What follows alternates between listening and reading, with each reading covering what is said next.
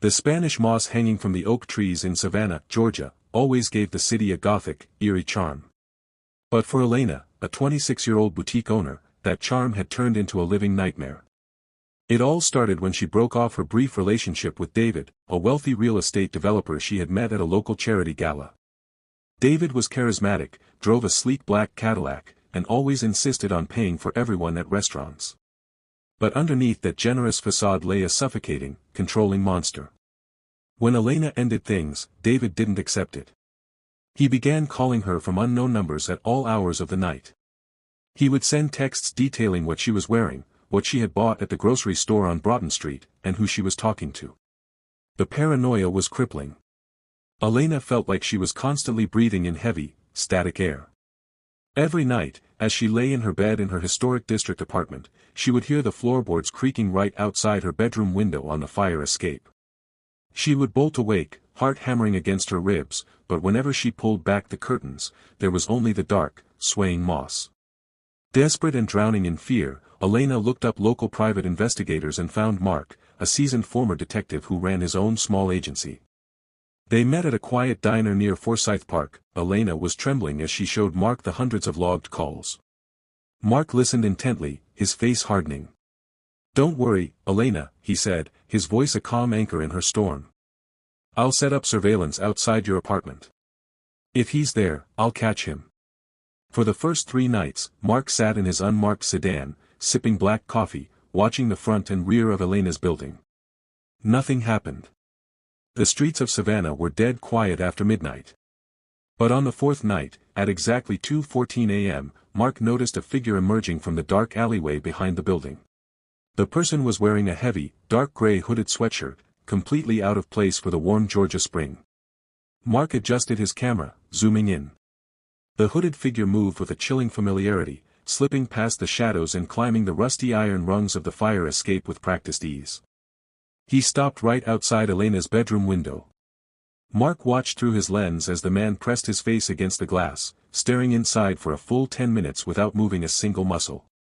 Mark quietly slipped out of his car, radioing the local precinct as he moved. He didn't want to alert the stalker.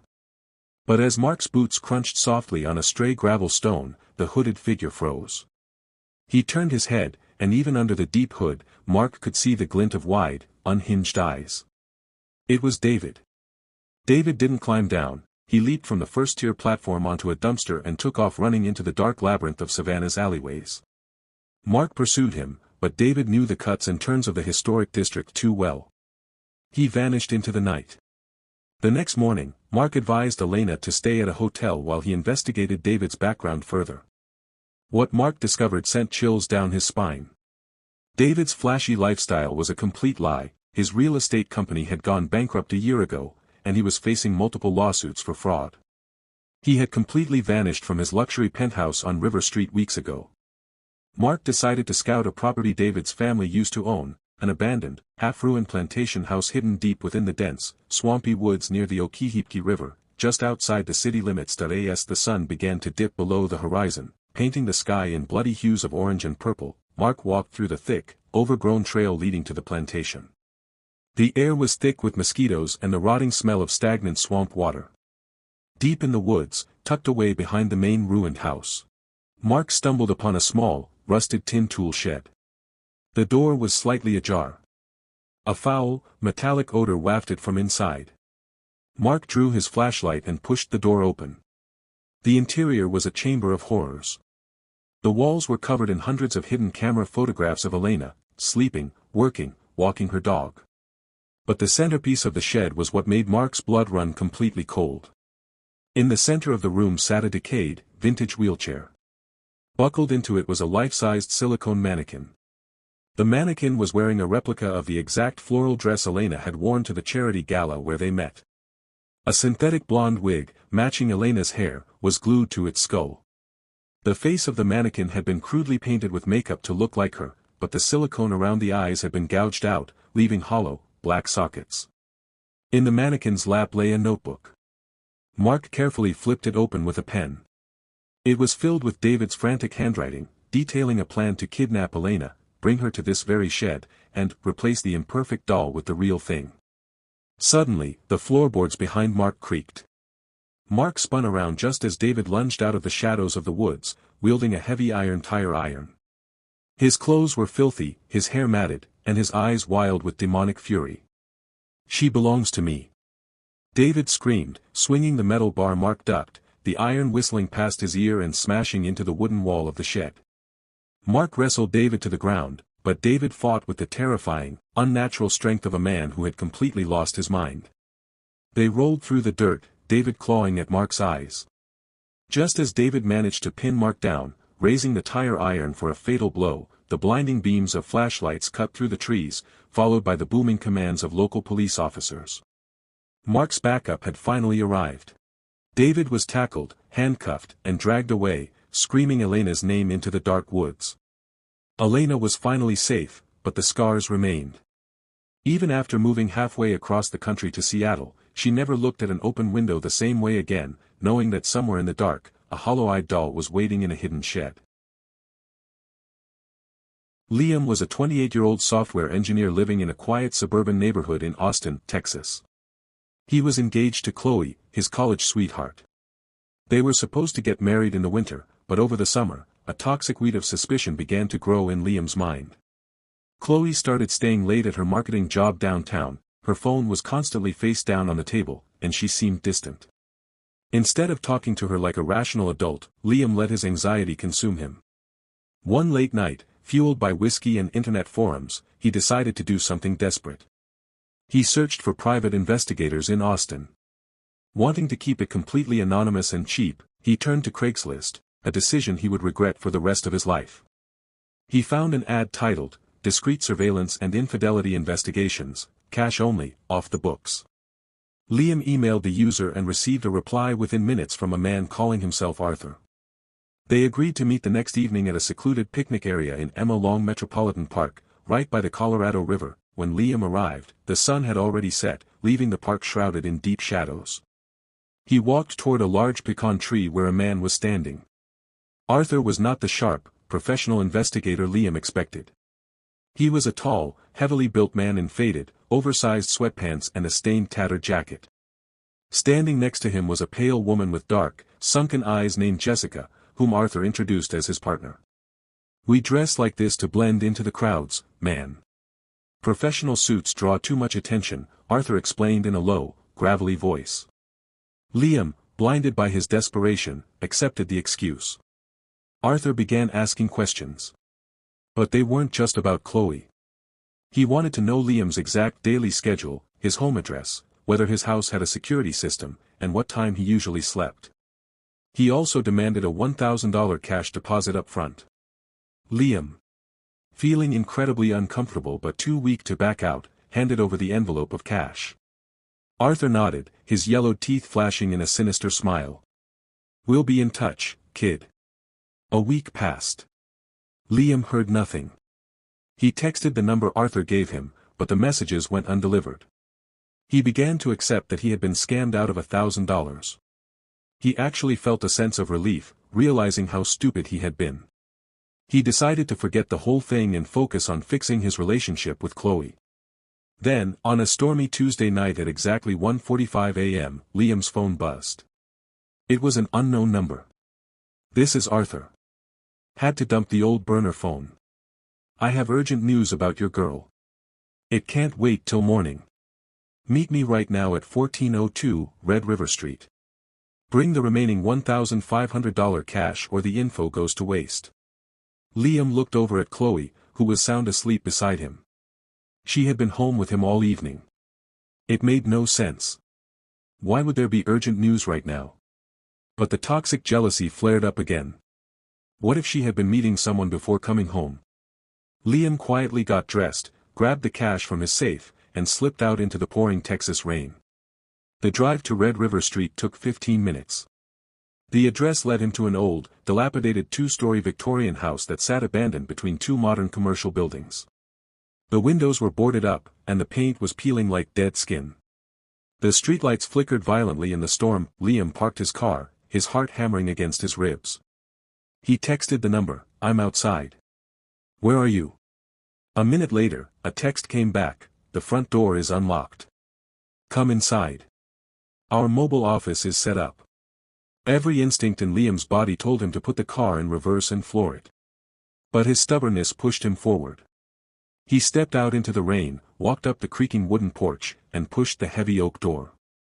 It groaned open into a pitch-black hallway. The air inside smelled of damp wood, rot, and something chemically sweet. "Arthur? Jessica?" Liam called out, his voice trembling. Only the sound of rain hammering the roof answered him. Suddenly, his phone buzzed again. "I hear you in the hall.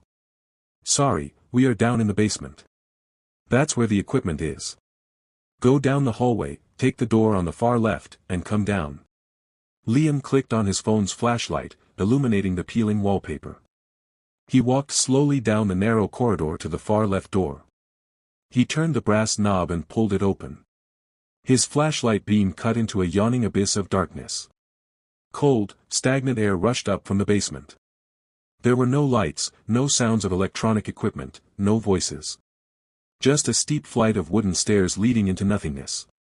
He stood at the top of the stairs, paralyzed.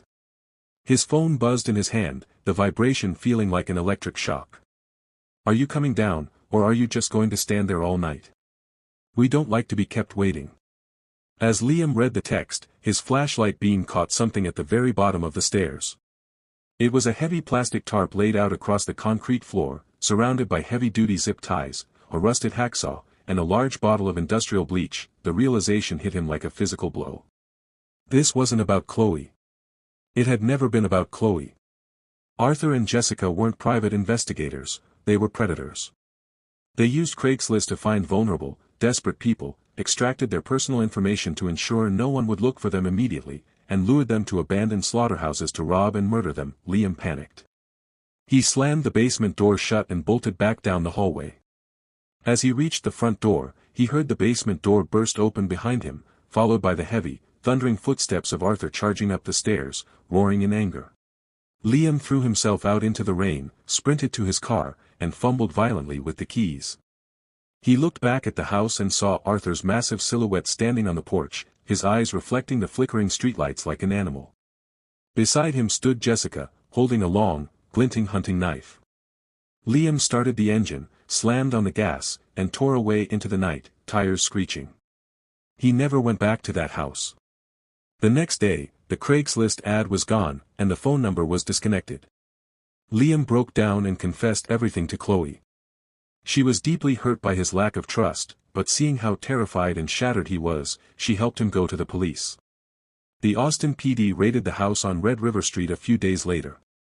They found the plastic tarp and the tools, along with the IDs of 2 missing men who had also posted on Craigslist months prior.